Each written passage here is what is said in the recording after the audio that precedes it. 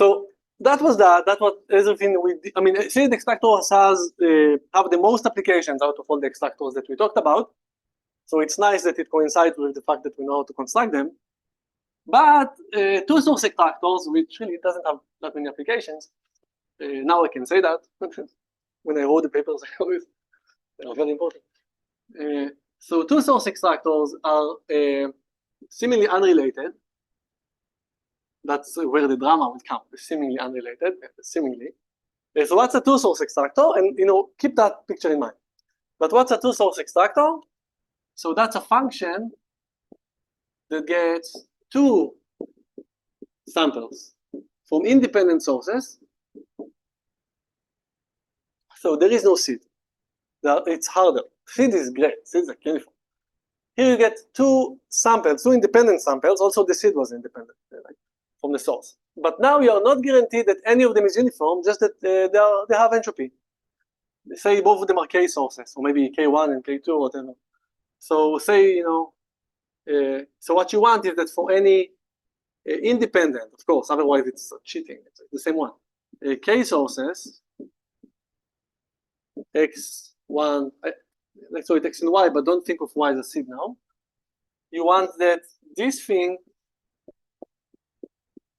will be close to uniform. Yes? But even independent, what's avoiding, what's preventing us from considering a seed? It's not uniform. Yeah, but but sometimes we can construct it like for most seeds. If they are uniform, I mean for most seeds, but none of them is uniform. So maybe most seeds, and this completely evades all of them. Right? A source is really as a very small support. Think of these sources with entropy like log n or something. So like there are only poly-n seeds that you're going to touch, and you know that most seeds are good, but not that most. Like not many most. Okay, but such two sources don't exist. Yes, good. So what you can prove, that's actually, let me do that, is that they exist with great entropy. So the claim is that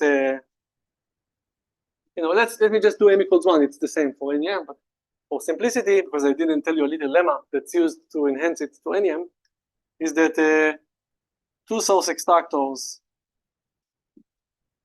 exist, and the question is, say fixed epsilon, it doesn't really matter, but for what k? Like how low can the entropy go? Root n with k which is log n. Yeah, I think it's like, yeah. Even I think we'll see. And if you want to consider the error, it's always the same. That's crazy. It's so hidden. You have like only log n bits. So think of it. This is a 2 to the n size world, and only a poly n size. You get some sample from set of size poly n. Yes. No. Even though now we almost match it, like up to a constant. Yeah, but if it's m, I can do it with the same. No.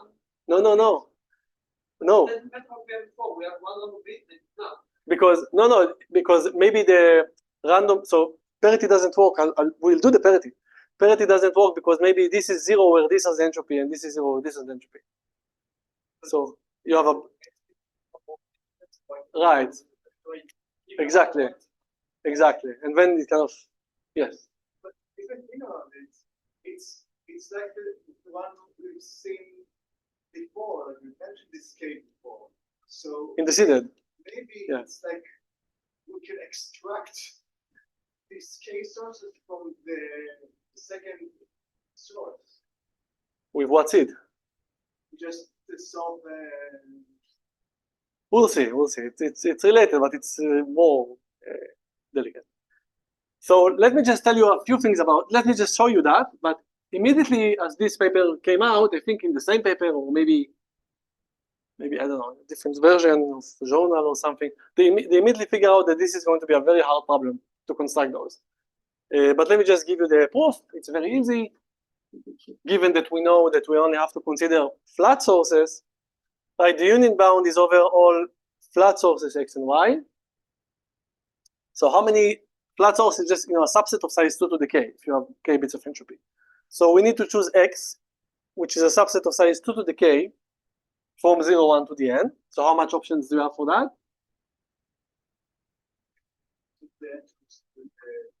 Exactly. Right? And you have 2 of those. And then if you think about it for a second, if this is a random function, then it gets like 2 to the 2k. It gets 2k random bits in a sense. So the sample space is of 2 to the 2k. Right, so what I have, the picture I have in mind is that like this is 0, 1 to the n, this whole thing, and also that. And this is x, and this is y. So it's just a subset. And so this is of size 2 to the k, and this is of size 2 to the k. So the number of things, the random bits here, the random bits, because this extractor function is random at this point, is 2 to the 2k, right? 2 to the k times 2 to the k. And Chernoff tells you, if you are doing that many trials, the probability that you have a bias, like statistical distance in one bit means just bias. How biased are you? You want to have like roughly the same number of zeros and ones. That's what you want. So it tells you that there is a constant which I never remember, like that. Right? E to the minus some constant times epsilon squared, that's the 2 for the log 1 over epsilon all the time, times the number of random experiments that you're conducting. That's a deviation. That's a probability or bound on the probability that you deviate by epsilon. So if this is what? All right. If this is less than 1, you're happy. In the sense that there is an extractor with these parameters, and then you can just look at it and you see that this is like 2 to the n. Maybe there is a little 2 here which doesn't care about. So that is bounded by that, just this to the power of that in the square. And this should be smaller than taking this to the other side. And when you see, so if you get rid of that and of that, and no one cares about the 2.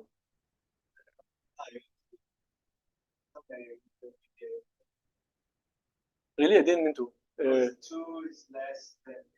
It's like the exponent of e instead of 2. Otherwise, you can. Yeah. Yeah, that's 2 here. It looks like an e. Good. That's the constant, right? Good, that's true. And then k, as you see, is log n plus a constant that I'm also cheating, but there is a plus 2 log 1 over epsilon for it because of that. So that's what you need. So it turns out that these are harder to construct than Ramsey graphs. That's the point. Ramsey graphs are hard to construct. These are harder. Yes, there is a reduction, but like only in one way. So let me tell you how this goes. So the idea is you have like, so Ramsey graphs, you know what these are, right? These are graphs on, let's call it capital N vertices, because I want to keep the little n for that. And any subset of size capital K, it has both an edge and a non-edge. Right? It turns out, that's just an exercise, that the bipartite version is actually harder than that. So namely, if you look at n by n bipartite graphs, and you have the property that any subset of size k here, and any subset of size k here, if for these you have both a non-edge and an edge, then that's called a bipartite Ramsey graph. It implies up to maybe losing half here, k over 2. It implies such graphs. So that is very simple, but let me just tell you, you look at the adjacency symmetrics of this thing, so it will look like that. If you think about it for a second, because it's bipartite and it's like symmetric. And then you look at the graph with adjacency symmetrics is this sum. Right, so technically you kind of identify the points here, but never mind. So that's harder to construct. Okay. Now extractors, if you think about the notion of a two-source extractor, then you can kind of look at the graph representation of this function, outputting one bit, right? So for every little x and little y, I'm thinking of this as like of size 2 to the n and identify it with 0, 1 to the n.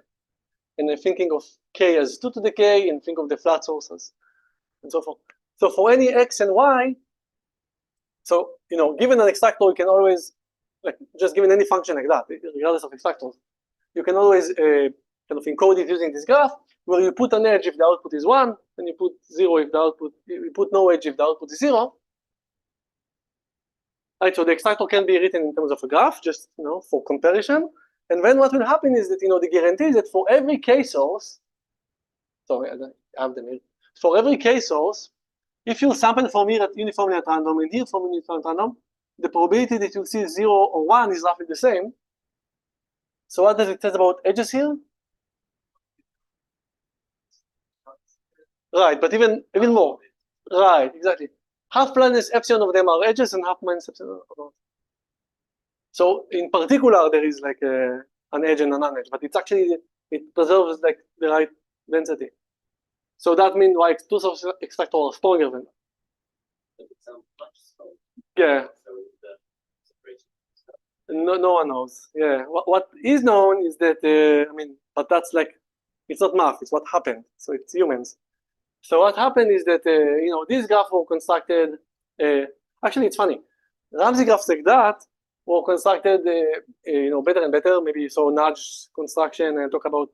I think I talked about. Yeah, we talked about that, about how to construct Ramsey graph using pairwise and so forth. These were still kind of stuck behind. I think, yeah, even like almost a trivial, like really stuck. And at the same time, two source extractor, which is harder than that, was stuck. I mean, not at the same time because that happened like 50 years before, but also during the time that extractor lived, it was stuck. And then ideas from extractor theory using seed extractors enabled the construction of Ramsey graphs, not extractors, but Ramsey graphs, bipartite Ramsey graphs. And afterwards, from a different direction, completely, we were able to construct two source extractors in a different way, and so in a different way we also got Ramsey graphs. So let me tell you like the 4 minutes that we have about how you do it. It's like one shot. So the thing is this. So you remember this Alice and Bob picture that I erased, unfortunately? So imagine that there is this X, and imagine that it's not only the case that Eve listens to the channel, but it also can actually mess up with the channel. In that case, Alice and Bob has two options: either to kind of detect that and say, someone touched it and I have nothing I can do because maybe all my information was erased, or in cases where they didn't detect that, that's the best you can hope for, they will succeed. And it was open for a while to figure out how to do it with a constant number of rounds. One round you cannot do it, turns out, unless the entropy is very high, so you needed many rounds. And there was this paper by Dodis and Yekanin, never mind names, that showed that if you have a very cool notion of extractors, you can do it with 2 rounds, which is kind of amazing because it was open for a while. And this notion of extractors is kind of hard to give the original definition, but I can give you an alternative definition, which is equivalent and it's easier to work with, and it's in pictures. And that's how you should think about it, if you think about it. So a strong seeded extractor told you that, these are the seeds. Some of the seeds are bad. And only a small fraction of the seeds are bad. In this notion of extractors, which are called non-malleable extractors, malleable is like a shield. It's a word that you use a lot in crypto. So in a malleable extractor, not only that happens, but also it is the case that, okay, so let me give you the slightly simpler version, that any 2 good seeds, the corresponding outputs, right? So maybe this is Y1 and this is Y2. So it's not only that you want that this would be uniform, but you want that the joint distribution is uniform. So you want kind of pairwise independence guarantee in the output. And in fact, you want this to be uniform even condition on any bad one. So you want any good one to be uniform condition on anything else, or any one other output. So it took it. So here I told you if you take 2 good seeds, then you want the output to be uniform. But actually, the right definition is is stronger is that even if you take two bad seeds, I don't care. But if you take a good seed, right, exactly. So this doesn't reveal any information about that. And the two round protocol is not trivial given the non-malleable extractor. It's kind of not difficult, completely difficult, but it's not trivial. And the construction of non-malleable took a lot of time. So what really happened is funny. The people thought, it's kind of close to seeded extractors. It looks like a seeded extractor. It doesn't seed. But it's not. Like every seeded extractor in existence, besides for two variants of two of them, weren't like probably not non-malleable. There was like an industry for a while disproving everything. And then, after the break, I'll tell you more. But then what happened is that just constructed in a different way. Again, using seeded extractors, but in a very different way. And in a kind of a shocking turn of event, it turned out that these imply two-source extractors, which is really weird because they have a seed. Where's the seed? Like, what's going on? But on the other hand, there is only one source. So in a nutshell, I can just tell you that, and then we can move on. In a nutshell, what happens is that you kind of similar to what Dean said. You want to construct a two-source extractor out of this thing. So you take a non-malleable extractor and iterate over all possible seeds, kind of generating this table. So you take a non-malleable extractor with the first seed and with the second seed. So it's not like random. You make the randomness looks like just many rows. It's a trick that was there before. This is 2 to the seed length, right? And then you use the second source, kind of for a technical reason, to subsample some of the rows using a seeded extractor technically. But using a seeded extractor, you just choose some of the rows. Kind of the output of the extractor tells you which rows to choose. So you get fewer rows, and it turns out to be critical. And the rows here have a very nice guarantee. Some of the rows are bad, and these one. But the rest are pairwise independent, and in fact, even independent of what's happening here. So it's a more structured source now. It's a source that think of it even as bits. Many of the bits are pairwise independent, some of them, only a few of them are bad. And then it turns out that you can merge them deterministically to a single thing because of the structure. And in the proof, and that's remarkable, they use the fact that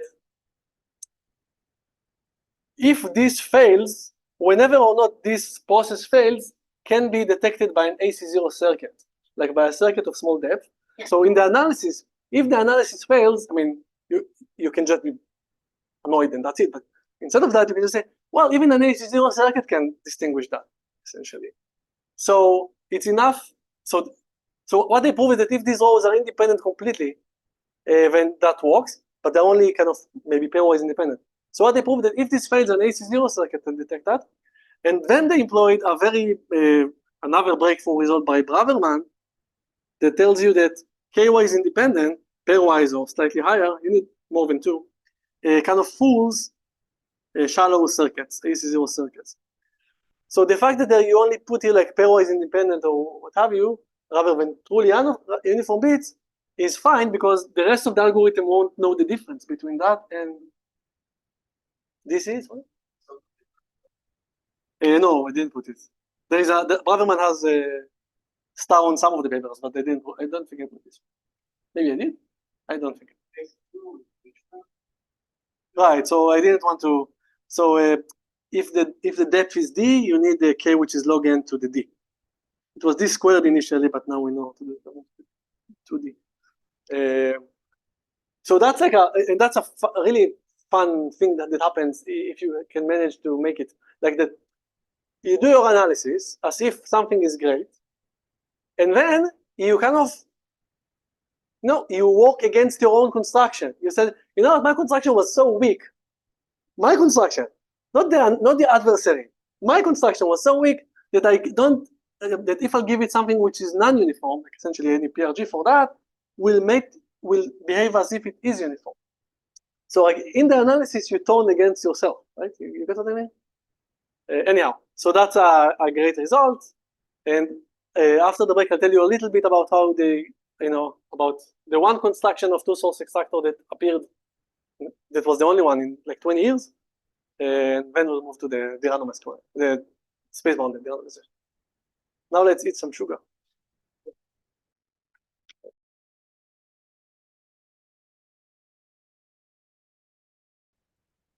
Okay, so I can easily show you now, fortunately, I can easily show you the one construction that existed of a two-source extractor over 25 years.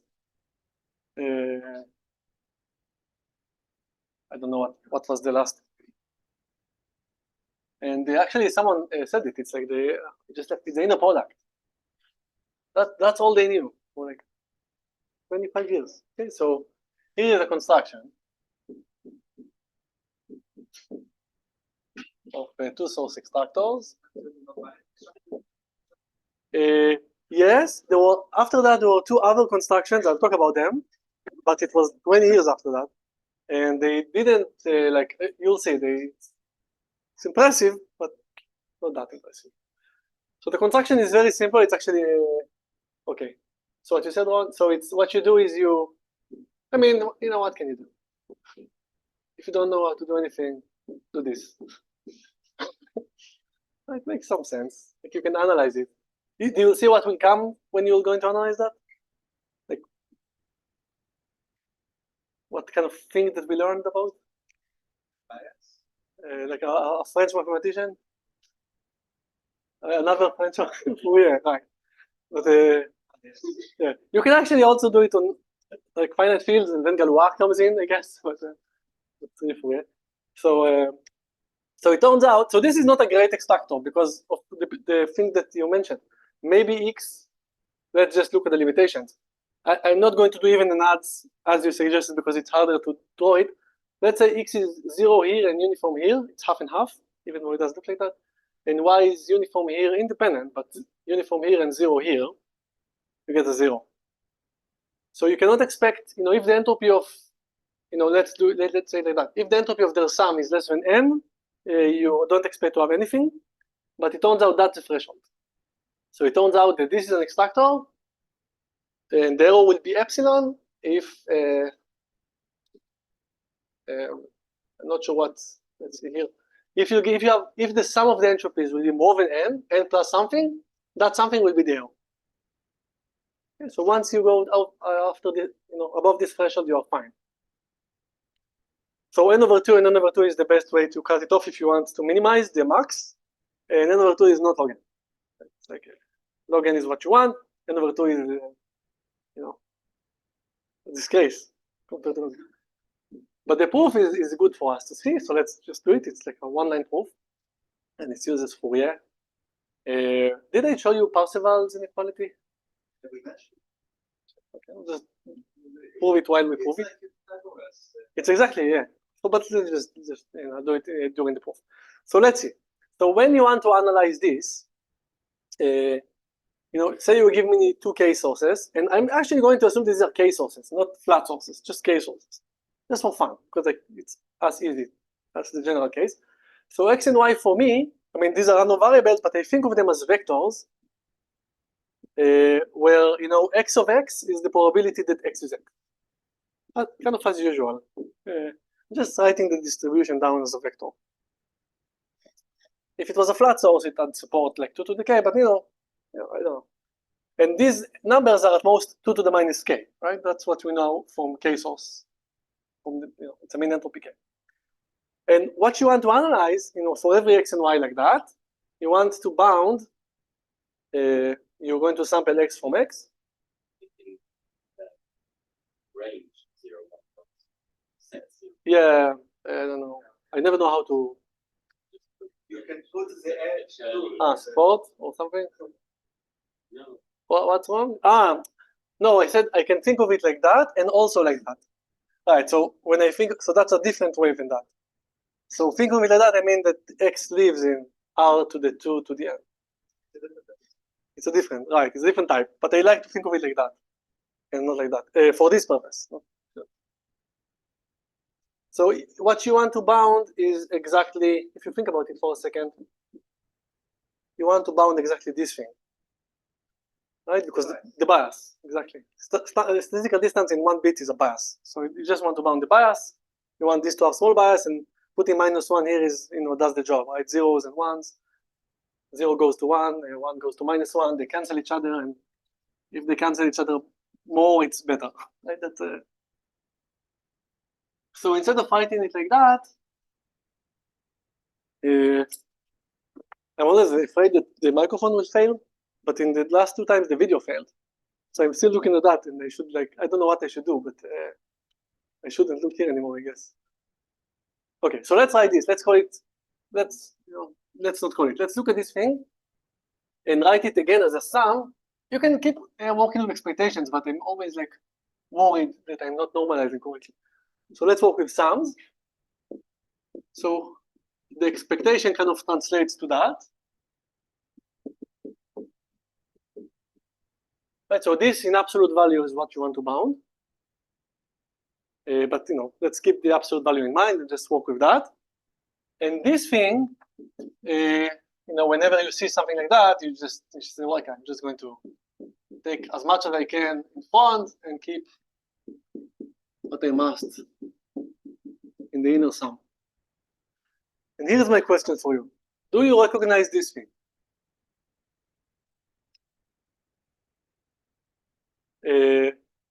So it comes when you talk about epsilon bias sets, but what is it? Exactly. It's weird. It's the so y is a function. I mean, if I wrote expectation here, so let me write expectation and multiply by 2 to the n, so it will be more familiar. So if you write that, that's exactly y hat of x, like the x Fourier coefficient of y. Right. So you think of y as a function from 0, 1 to the n to r. When this is the correlation of that function with this parity. That's exactly the definition. Usually you see f here, but other than that, that's exactly the definition of the y Fourier, the x Fourier. So good. So I can think about it either as a subset or as a vector. Right. So I kind of x lives in 0, 1 to the n. Right. It's like the ones of x is the subset. Right. I don't know. I don't remember which I used. So there are like f hat of s or f hat of alpha. S is a set or a vector. But it's really the same. It's just you need always to remember your types, but it's the same. Okay, so what do you see here? You see something weird. You see something that looks like, okay, you have 2 to the n. Oh, why did I? So let's see, you have 2 to the n, you have a sum, and then you have a hybrid, whenever you see this thing, something is weird, right? I mean, this lives in the world, and this lives in the Fourier world. They're technically vectors, that's fine, or functions, but it's weird. But it's okay. Actually, it happens all the time when you do these things. It looks weird initially, and you want to bound this thing from above in absolute value, and you have no clue as to the relation between this and the waves of y. So what should you do? Cauchy-Schwarz. Exactly. If you have inner product, so even that, I didn't want to get into that, but that you can bound using Cauchy-Schwarz, and that will give you. Okay, so the 2 to the n sits outside, and then you get the sum of square of that times the sum of square of that in the square root. So you get this thing, which you'll immediately, it's easy to bound this. That's actually the kind of the collision probability of x. And if you sample x twice and ask what's the probability, you get the same thing. But we'll talk about that. That's weird. That's a weird thing. That's a good thing. There is a right, exactly. But that's why I asked if you sorry. So that's what we want to bound, and that's going to be easy to bound. But let me bound this first, because then we will see that again. So let's start bounding this thing. And actually, if you knew Parseval, and some of you do, and I don't remember if I did it or not, then that's immediate. That's what you you should come to this proof knowing something and not like digressing for a little, but let's do that. So forget about that for a second. If you have some function, any function, and you look at its L2 norm, which is this thing, then I want to relate that to the L2 norm of its Fourier. So what I can do, like you have the square here.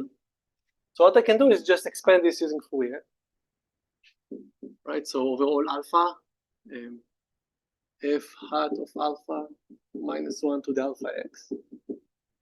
That's just the definition of f of x. And then just let's open it up without thinking. Well, let's do a little bit of thinking. Let's just put it here instead of multiplying. Right, minus 1 to the alpha x times minus 1 to the beta x is this. Okay, now what should you do? Always, like always, is right. Change perspective like that. And what do you see? What do you see when you do that? Well, no, but like what happened? The sum over x of this thing is what? Exactly. It's either so if alpha's beta is non-zero, then summing over all of this is 0, right? Because you have some test and you take its inner product with all uniform with any string, all uniformly chosen string. So that will be 0 because it's completely balanced. So the only summands that will survive this are those in which alpha equals beta, and then you'll see this will be f alpha hat squared, and this will be like 2 to the n, right? Because when alpha is beta, you have a sum over 2 to the n stuff, which are 0, which are 1. So that's the relation between these two things. Up to normalization, they are the same. Because of that reason, some people, not many, normalize by 2 to the n over 2, just to make it equal. But it's a rare breed. But anyhow, I can replace, using that, I can replace the hat with the non-hat, but I need to divide by 2 to the n. Right, so I can remove the hat and do it here. I'm going to do it here. But I need to divide by 2 to the n inside the square root. So it goes out and makes this a 2 to the n over 2. So what I'm saying is you have 2 to the n over 2 here. Sum a square root of x of x squared, square root of y of x squared. You can call it y if you want at this point, but makes just nicer to have it like that, right? Because I just kind of put the 2 to the minus n here and got outside like that. And these are just these are really the collision probability. That's what's the probability that you sample the same thing twice. So combinatorically, it's almost 2 to the minus k, because everything is almost 2 to the minus k. But the best way to see this, the proof for that, is that this thing is this thing. Okay, so sum of x squared is at most the max. It's just I'm going to bound the 2 norm using the max and the 1 norm. So the max of x times the L1 norm, everything is positive, so it's really the L1 norm. These are probabilities, right? And what is this exactly? Exactly. And what is that at most? Right. So let's call it kx just to call this to the minus ky. And so all in all, what we got, so it's technically a one-line proof, but it's just we did Parseval in the middle. All in all, what we got is that the bias for x and y is at most 2 to the n over 2, and this is at most 2 to the minus k 1, but over 2 because of the square root, and then you have another one. So let's put it here. And if you are going to make sure to choose things such that this is most epsilon, you got yourself an epsilon error, because that's a bound on the bias, and you bound that by epsilon. And look, shifting things around, you see that you need k1. That's equivalent to having, right? Good. So exactly, once you move past n, you need to move, whatever you move, that's the O that you get. Because of that. Yeah, I did only one of them, but there is also kx and ky, I mean. So it's really loud. Okay. That was the best known thing from like the 80s up to the like maybe 25, 30 years. Kind of amazing. And then there was a fantastic result by Bourgain. I mean, you won't be impressed, but there's a theorem that tells you, this, for that you needed two sources with this amount of entropy, each, plus something. What is that? Bourgain was able to get something like that. Like, I think I'm being modest in the number of lines. Okay? It doesn't look so impressive. But it kind of go below this, N/2 barrier that was there for 30 years. So you should scale it with that. And the cool thing about that is that the construction is just amazingly beautiful. What he did was to say the following. He said, I can just give it here.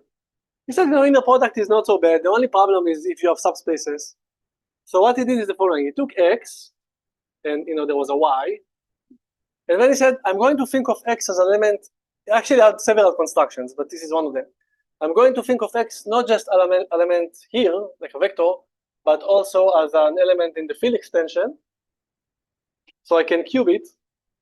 Squaring it won't help you because it's linear. So I can cube it and do the same for Y.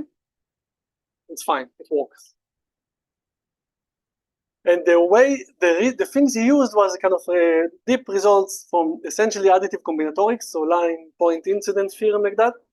Really cool proof. Not so hard. I mean, hard to think of, but not so hard to analyze. It's like a 2-hour thing. So it turns out that if you have X and Y, which are like subspaces like we have, like one and its dual, so in what we showed, like that's what breaks thing, then this will make sure that if you started like that, you won't end like that. It's really highly nonlinear. Yes. Shows like something that is resembled to the power inside. There are other ways you can do things, but that's what he analyzed. I don't know. Stage by to by alpha something, and then Yeah, no one knows how to do it. And actually, there was a sequence of lines of this work, like that uses additive combinatorics for getting not two-source extractor, but multi-source extractors, so easier problem. There was a line like that, really interesting line. There was like a workshop at Princeton. Everyone enjoyed that. And then Ran Raz came with I told you there are two things. He came with he took pairwise independence. It's the most basic thing in existence. He slightly, he did it almost pairwise independence, never mind really. But he was able to get a construction that one source had to have entropy like that, again, plus a little bit, but the other could have been log n, like order of log n. So I don't know how to compare these. I mean, the sum here is better, depending on your norm. But the construction here is so simple, and it eluded everyone for 30 years. Actually, I call it run simple. So it's really simple when run tell you how to do it. But if you let it go and slip your mind, it's hard to reconstruct. You just looked at it very weirdly. actually it's made implying that for like 2K stores, you can just put all your invest in the first source and then log n for the others. So the best thing people knew how to do with that. So one, what he did in the same paper, it's a long paper, but that's the most interesting part. He did like for any delta, not just half, you can have a free source extractor, you get delta n and 2 log n's. So it's kind of what you're saying. And this depends on delta. I don't know if it's like 1 over delta or something, but for any constant delta, you can do that. And then we improve it like that. And my hope was that this is so small that it's not needed. Like, and then you get a 2 source, but it's Okay, take delta to be very, very, very, very small, and then like you can test right all the way to No, but yeah, but the dependency are anyhow. You don't get better than square root of n. Yeah, the salvation came from other directions at the end, but this extractor was used in the constructions, the final constructions also, and also this one at some point, but then this one. Yeah, anyhow. So that all I can say about two-source extractors and nonmalleable and stuff like that. You saw 20 years of history. Yeah, what more do you want?